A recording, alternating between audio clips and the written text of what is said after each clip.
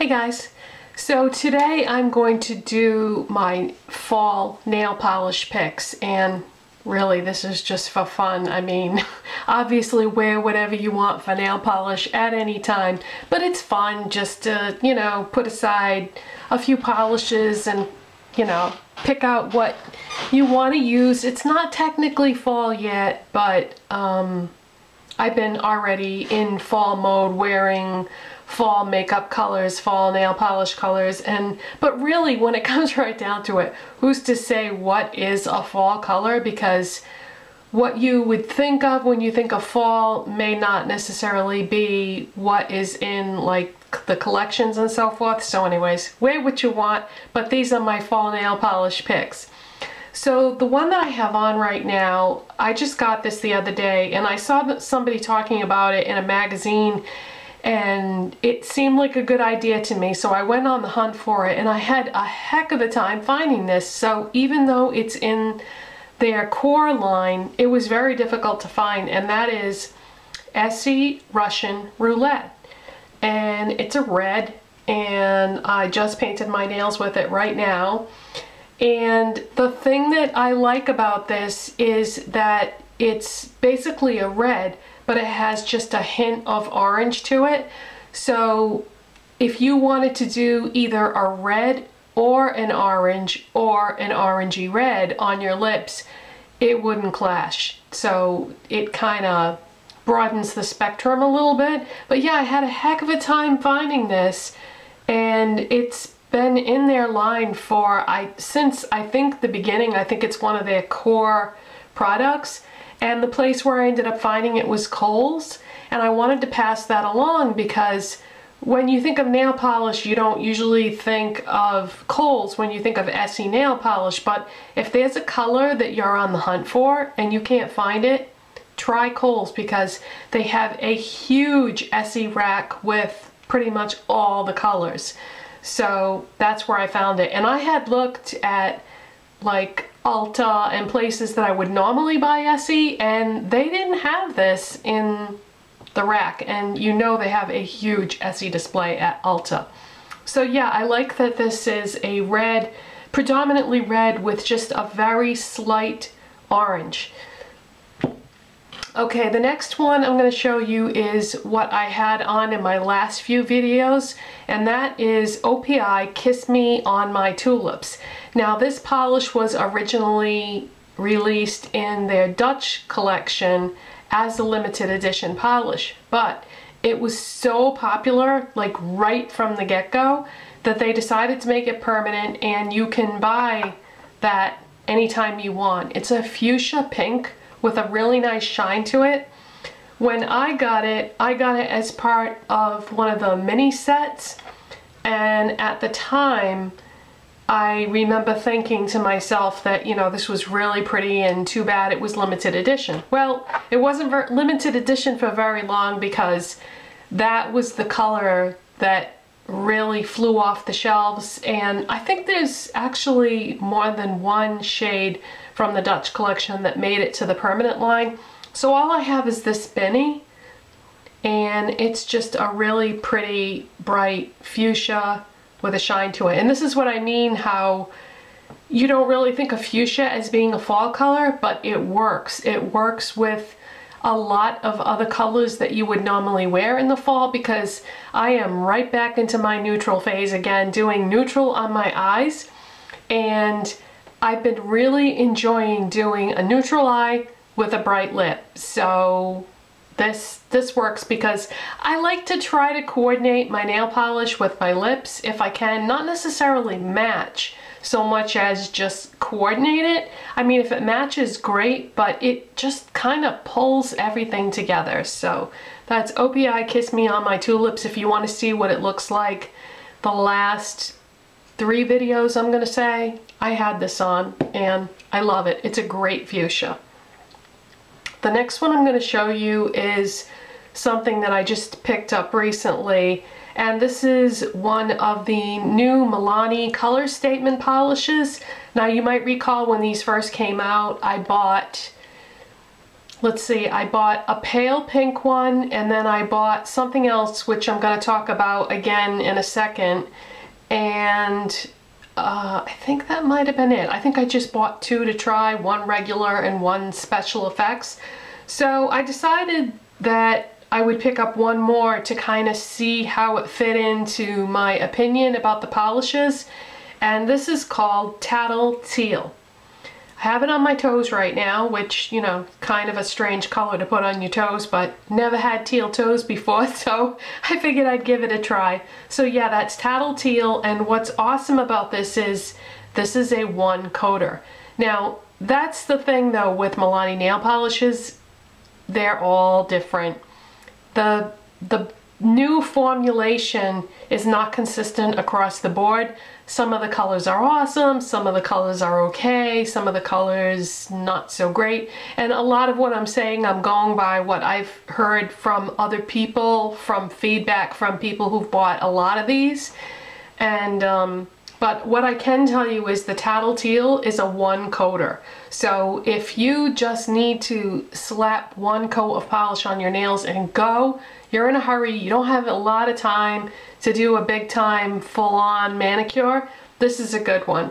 And again, teal is not really a color that you would normally associate with fall, but it works. It looks so good with neutrals, you know, it looks good with grays and browns and blacks, and so it really does coordinate well with other neutral type colors that you're gonna wear a lot anyway. So love that, so easy to apply on my toes. And what got me thinking about this, oh, here comes the sun. Oh geez, that's gonna mess up the lighting in the video. Nothing I can do about it.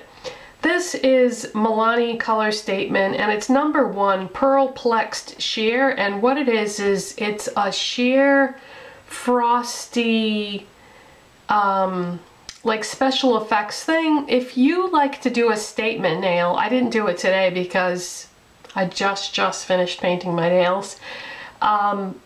If you like to do a statement nail but you don't want anything too crazy with like chunky glitter or anything, this is really subtle and it just gives you like a very mellow multicolored sheen, and it would pretty much go with anything that you did it with, but it's got like a frosty finish, and I can see maybe pink and teal in there, so it would look really good as an accent nail with either that teal or that fuchsia, and especially if you didn't want like chunky glitter. As I usually do my ring finger as an accent nail if I'm going to do one, but this is really pretty, and I would also recommend that.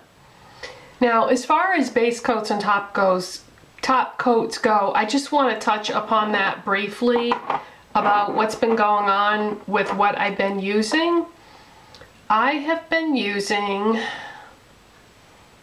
the Wet n Wild Shine Protective Base Coat, and this has been working out fine in terms of a base coat, but I also wanted to mention that as far as top coats go, the Wet n Wild Shine Matte Top Coat, this will mattify any nail polish that you use, and it does a great job, and an added bonus is that it will dry your polish at the same time and you can just go. So this is a fast dry top coat, but it also mattifies your polish, so that's awesome. That's my favorite out of the 3. And then this one, Wet n Wild Shine Clear Nail Protector. This is what I use if I just want a regular top coat, but this is not a quick dry top coat, so I can't say that I love it because you really have to sit and wait for it to dry. Otherwise you're gonna mess up your nails. And you know, I used to be so good at doing my nails, but I just don't seem to have the patience for it to sit and wait anymore, and I don't know, it seems like something always happens before I can complete it. Before it completely dries, something will happen and I'll end up bumping a finger on something. So my nails never look perfect anymore, and I don't like that. I also wanted to mention something that has absolutely nothing to do with nails. I pulled out one of my L'Oreal Lilacs the other day. Does anybody remember these? They came out last year at Target. Target had like a special edition display thing, and they had lots of colors, and I think eventually they did show up at drugstores and whatnot, but they were limited edition. They didn't stick around long. They came in a lacquer formula, or Lilac, and they came in a matte formula called Lure Matte. Well, I pulled one of these out the other day, and I remembered how much I like them. I think they look really beautiful on the lips. They have, the Lac ones have a really nice finish to them, very glamorous and glossy and pretty awesome. But I made the mistake of not using a liner first, and oh, what a mess, because I just put it on, and of course it looked great when I first put it on. It applied really nice and everything, but then I went out somewhere and it was just a mess. It didn't stay looking nice. It started to smear. It went outside the lines. The wind whipped my hair and dragged my hair across it, and then when I peeled my hair off my lips, it was in my hair. It was a disaster. So my advice to you is, if you're going to use one of these products, always use a lip liner. There are just certain products that you have to use a lip liner with, otherwise it's going to be a mess. And I've been doing a lot of really bright lips lately, and let's face it, you guys, any kind of a bright lip is usually high maintenance, so lip liners are your friends. So today I have on the one that is an orangey red, because I figured it would look nice with this nail polish, and this is a Lilac formula, and I think this is the one called I Lacquer You a Lot. Yeah, number 414. So these were limited edition, and you blink your eye and they were gone, so they're not available anymore, but I just wanted to throw that out there, that, you know, if you haven't used them in a while, they've been sitting in a drawer or something, don't forget your lip liner. And the only other thing that I want to mention is, oh, don't tell me I didn't bring it out. You know what? Hold on. I have been wanting to talk about this for so long now, and I keep forgetting. If any of you are on the hunt for a really good nail file, I can't believe I've been on YouTube for like 5 years and I've never mentioned what I use for a nail file. I love the Revlon nail files, and this is what it looks like. It has sort of a amber type handle, and then it's like some sort of, I don't know, steel, metal type nail file. But I have several of these because I have one in my purse, I have one in one room of the house, I have one in another room of the house. They are so awesome, and they just last forever. They're just a really good quality nail file, and one side one side is finer than the other, and the other side is coarser, so depending on, you know, how intense you need that filing to be. But it's just such a great product, and I always forget to mention this. These are great. You know, buy 3 of them, put one on one end of the house, one on the other, and one in your purse, and you're good to go for the rest of your life, because they last forever, and they're just so awesome, and they don't seem to wear out. So I definitely wanted to mention that. And I also wanted to mention that I have been using my Lorac Pro palette a lot lately, and when I first got this I wasn't using it that much because I had bought so many other things at the same time, and I've been really digging into this lately, and I totally get the hype behind this thing now. I love it, and I know that they have a Lorac Pro 2 palette now, but I really don't feel as if I need it. I mean, I know there's some really good colors in there, but where I'm back into my neutral phase again, if you look at that Lorac Pro 2 palette, there's a few colors on, I think, the top row right hand side that are, you know, like pretty bright colors, and This one is a lot more neutral, and I just really have been enjoying my neutrals again. And even when I don't do a whole look with this, I will use like one shadow from this and then use it with maybe a single shadow from something else. But today I have on all shadows from this Lorac Pro palette. I have on nude, pewter, and espresso, and I love it. These shadows are so nice. They've got a really soft texture to them, and I like that. I just find them so easy to blend, but even though they're soft, they're very pigmented, because I have some other shadows that are also that really nice soft texture, but they're not pigmented.